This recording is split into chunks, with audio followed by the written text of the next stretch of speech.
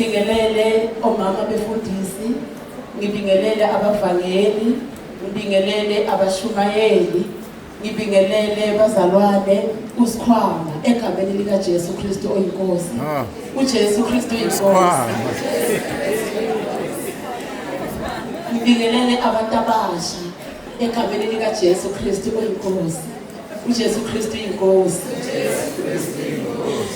Bazalwane obingelelayo ukhanyile wakwamyeni isibongo ngisuka eJozini ebretshini yaseJozini. uJesu Kristu uyinkosi. uJesu Kristu uyinkosi.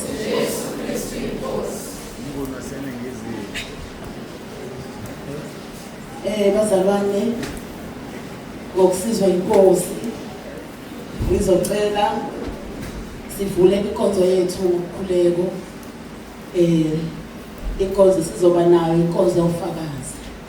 uJesu Kristu uyinkosi. Ngizocela ukuthi sivule emacilokweni ethu 118.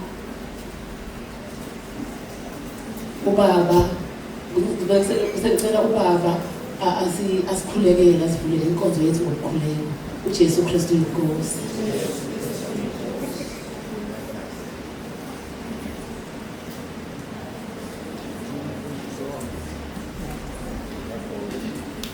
La ukhathazeka emhlabeni udiniwe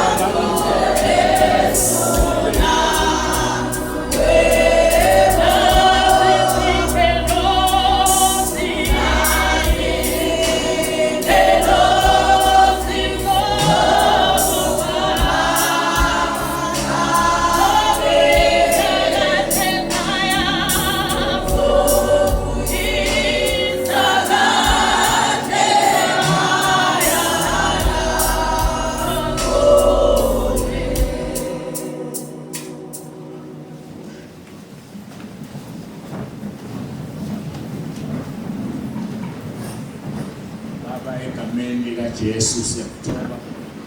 Phambi kobuso bakho siyabonga ukuphumula leso sikhathi esisiphumulile.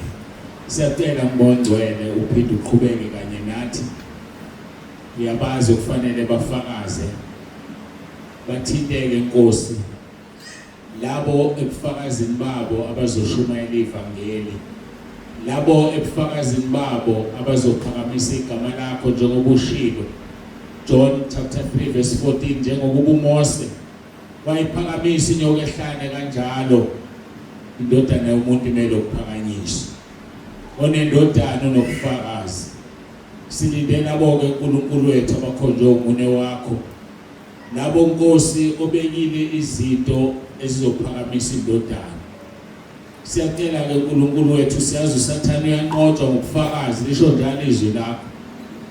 Bamnqoba uSathane ngobufakazi babo kwisambulo. Bamnqoba uSathane ngegazi lakho Nkosi Jesu. Ngokuyanqotshwa uSathane umuntu ovuma izono. Bamnqoba uSathane ngokungakuthandi ukuphila kwabo. Uyanqotshwa uSathane umuntu ezidele thabatha isiphambano sakhe kulandela. Babusisele Nkosi. Bathinte labo kufanele bafakaze abawu-20. Siyacela Nkosi inkonzo yonke esinikela kuwena nomphathi wohlelo uJesu Kristu inkosi. Basizeke Nkosi bangeqe isikhathini. Bangeqe ku5 minutes obekiwe. Ngoba isona isikhathi Nkosi esinikeze sona umuntu nomuntu. uJesu Kristu inkosi. Amen.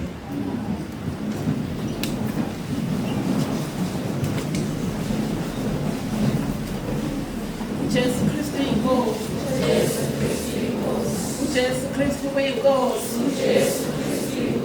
uJesu Kristu uyinkosi. Siyabonga Baba egameni likaJesu Kristu uyinkosi. Bazalwane, ngizocela abanobufakazi abawu-20 uJesu Kristu uyinkosi. uJesu Kristu uyinkosi. Abawu-10 bazohlala nabo. Abawu-10 beze uJesu Kristu uyinkosi. Uma sesifakaza, uma sebakhona bazofakaza, kuzoqala ongapha esayidini. Uma aqeda anikeze ongapha.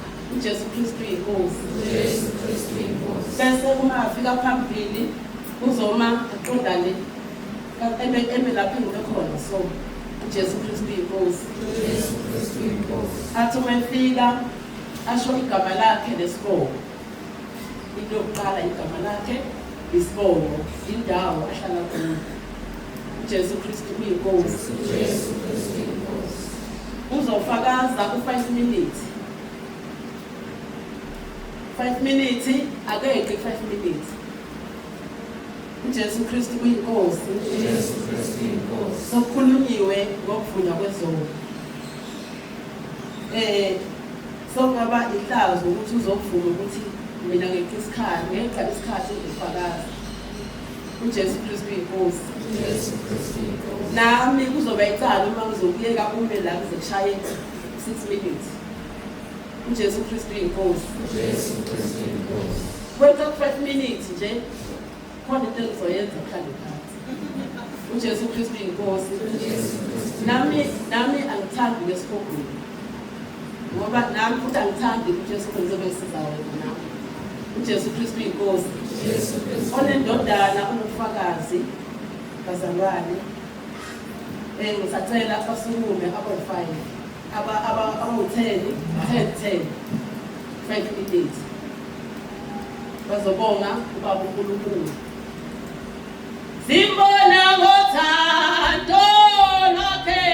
Simbona ngothando. Jesu simbona ngothando. Jesu lona uyahamba. uJesu simbona ngothando. Yebo simbona ngothando. Yebo simbona ngothando. Jesu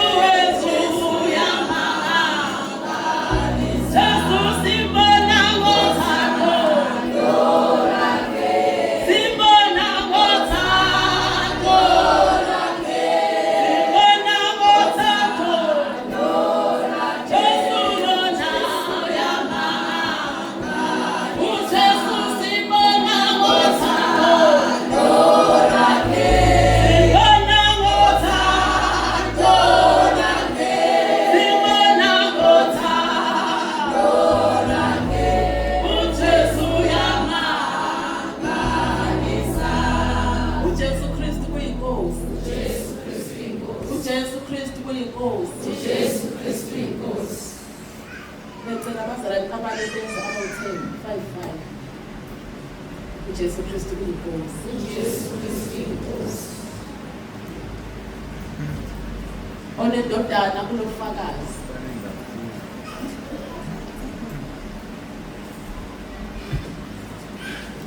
Jesu simbona ngothando.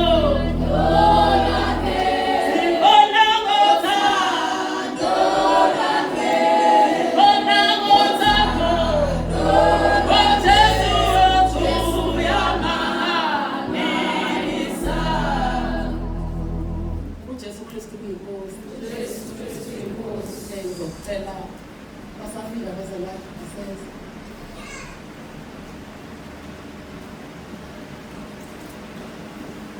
Isilahla inhliziyo yami nangibona isukethu aze lasifuna isono asifuna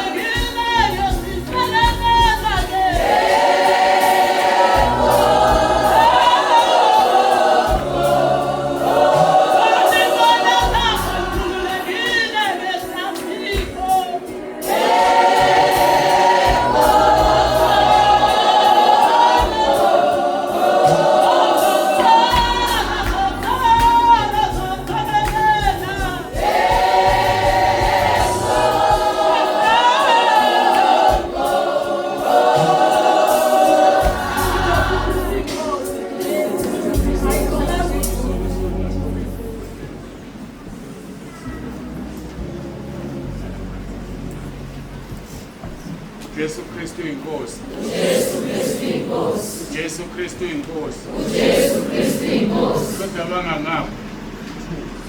Kodwa bangangaphi. inkosi kushoda thuthu. Azikho insizwe ezinoJesu.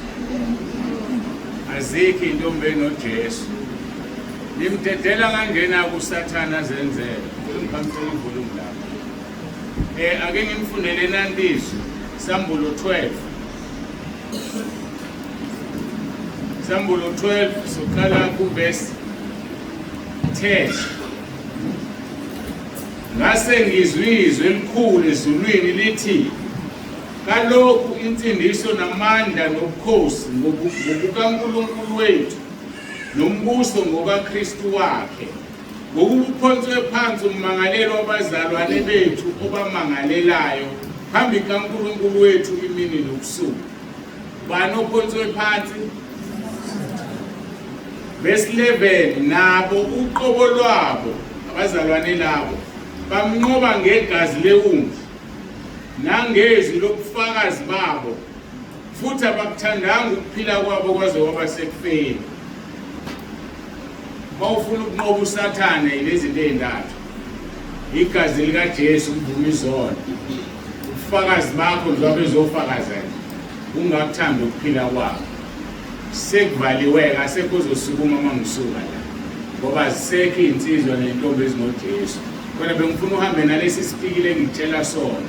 Uzokhala ukuthi uSathane yakuhlupha yakukhathaza kanti wena uhlelo ukufakaza uJesu Kristu inkosi. Abaqala abafakazi awamnise umphathi ohlelo. Angilindele kusukuma umuntu emva kwami manje. uJesu Kristu uyinkosi. uJesu Kristu uyinkosi. So washumayela kakhulu ngebala ngamabala. uJesu Kristu uyinkosi.